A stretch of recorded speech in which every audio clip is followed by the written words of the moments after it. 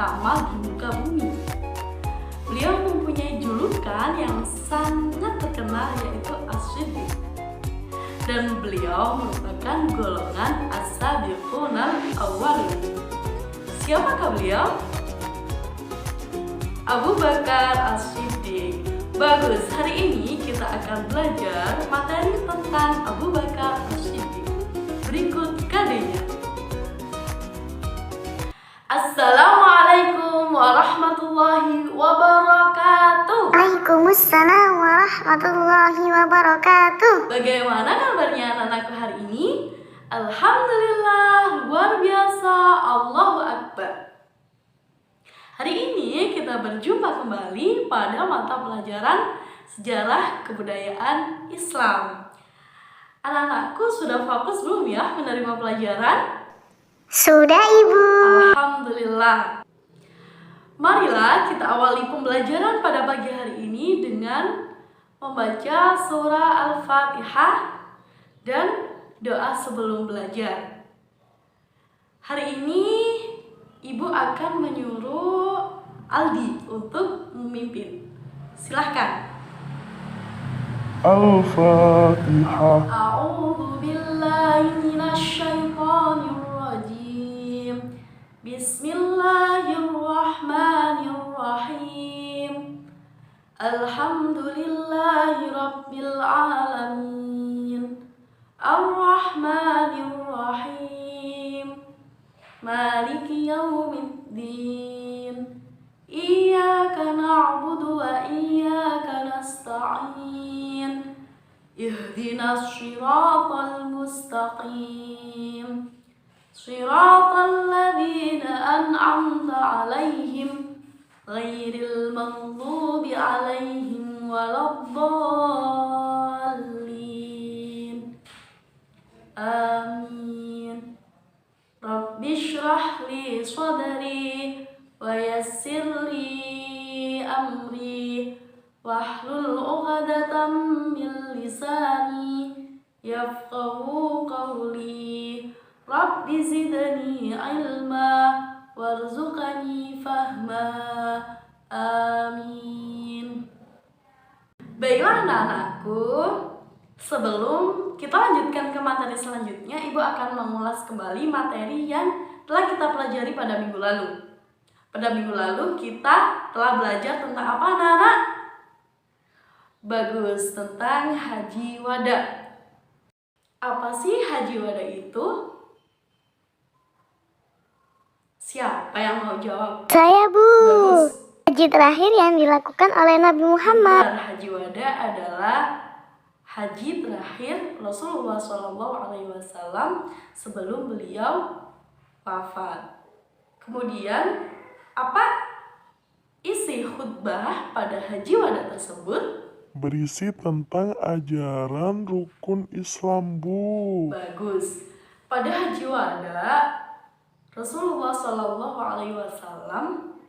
berkhutbah atau berpidato dengan umat Islam tentang apa itu rukun Islam. Beliau menyampaikan bahwa manusia haruslah yang pertama menyembah Allah, bersyahadat, bersaksi bahwa tiada Tuhan selain Allah dan Muhammad adalah utusan Allah.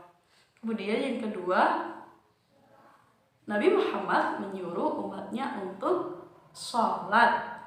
Yang ketiga, membayar zakat. Yang keempat adalah puasa pada bulan Ramadan. Dan yang terakhir adalah melaksanakan haji.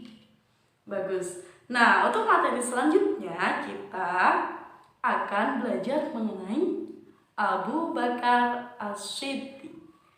Siapa nih yang pernah dengar siapa sih Abu Bakar As-Siddiq itu? Oke, baiklah. Marilah kita buka kembali ya dengan bacaan basmalah. Bismillahirrahmanirrahim. Anak-anak, Abu Bakar As-Siddiq ini berperan penting dalam perkembangan ajaran Islam. Nah, siapa yang tahu siapa nama asli Abu Bakar As-Siddiq?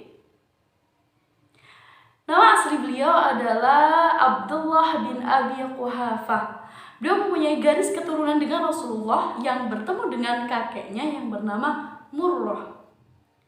Nah, Abu Bakar As-Siddiq ini mempunyai dua julukan anak-anak. Yang pertama yaitu Atiq, yang kedua yaitu As-Siddiq.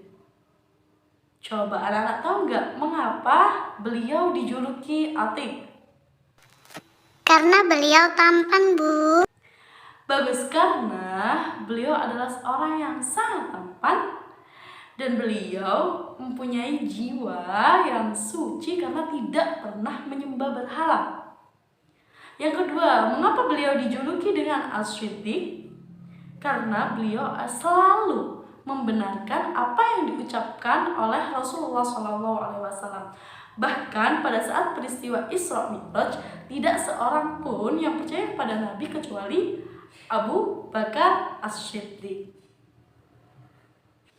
Abu Bakar As-Siddiq ini termasuk keturunan Bani Tamim ya anak-anak. Siapakah Bani Tamim itu? Bani Tamim adalah golongan orang biasa, rakyat biasa, tetapi Abu Bakar As-Siddiq ini sangat berperan penting dalam perjuangan Rasulullah SAW. Bahkan Rasulullah pernah meminta Abu Bakar As-Siddiq untuk menemaninya hijrah ke Madinah. Dan pada saat itu Abu Bakar selalu menuruti, mentaati apa yang diperintahkan oleh Rasulullah SAW. Bahkan ketika Rasulullah sakit, Abu Bakar selalu diminta Rasulullah untuk menggantikannya menjadi imam sholat.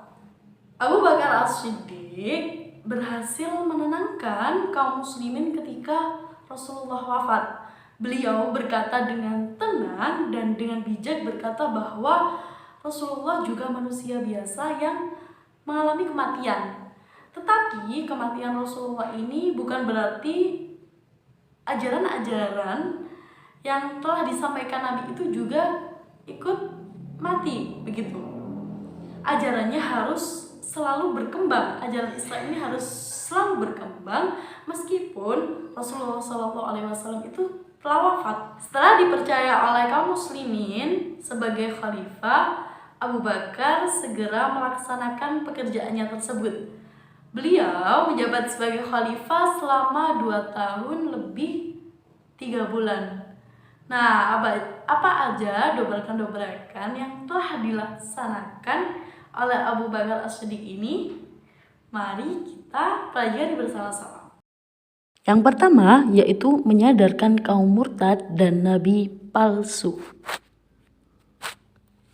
Pada saat Rasulullah wafat, banyak sekali orang yang menyatakan keluar dari Islam. Nah, golongan ini berasal dari Bani Asad, Ghatafan, Amman, Najir, dan Yamamah. Mereka meninggalkan sholat, tidak membayar zakat, dan tidak menunaikan ibadah haji. Selain itu, banyak yang mengaku sebagai nabi palsu, seperti Aswad al-Insan, Tulaiha bin Khuwailid, Sajah at-Tamimiyah, dan Musailama al-Kadzab.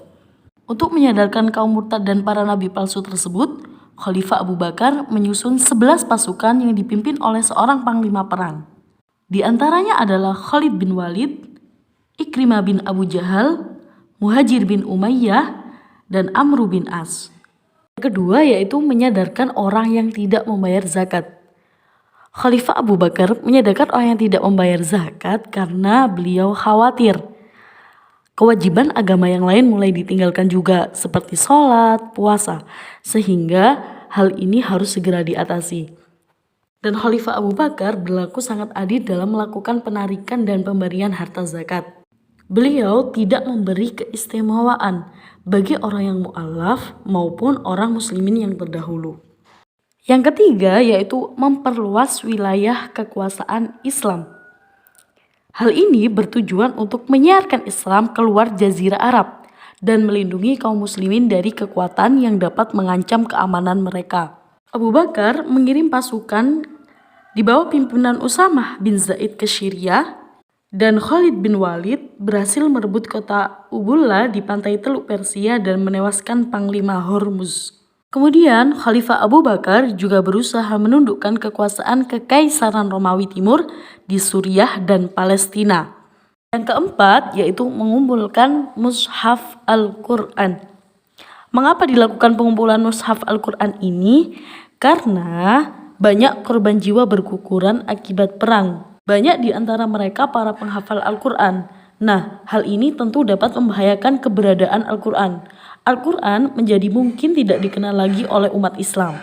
Abu Bakar kemudian menunjuk Zaid bin Sabit sebagai panitia pengumpulan Al-Quran.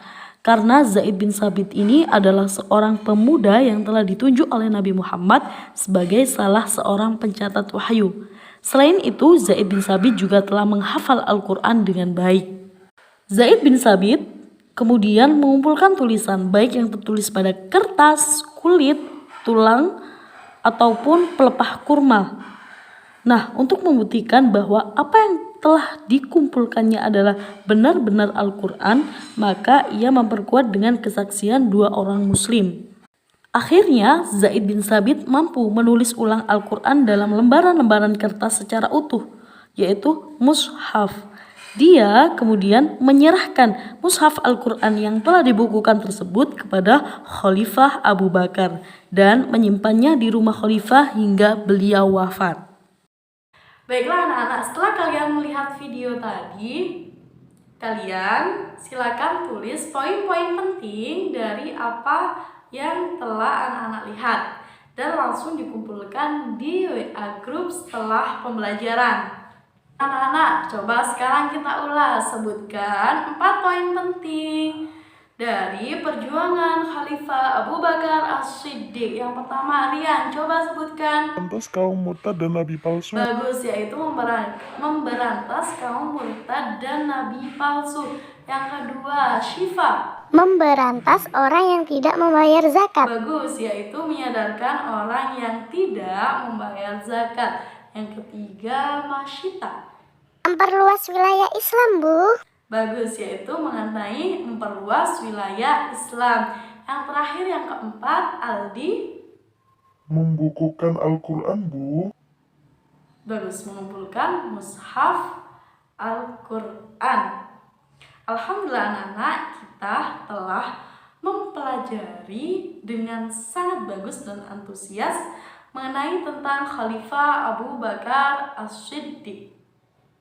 Marilah kita tutup pembelajaran pada pagi hari ini dengan bacaan hamdalah. Alhamdulillahirabbil alamin. Ibu mohon maaf atas segala kesalahan maupun kata-kata yang disengaja maupun tidak. Semoga kalian mendapatkan ilmu yang bermanfaat dan barokah. Amin amin ya rabbal alamin.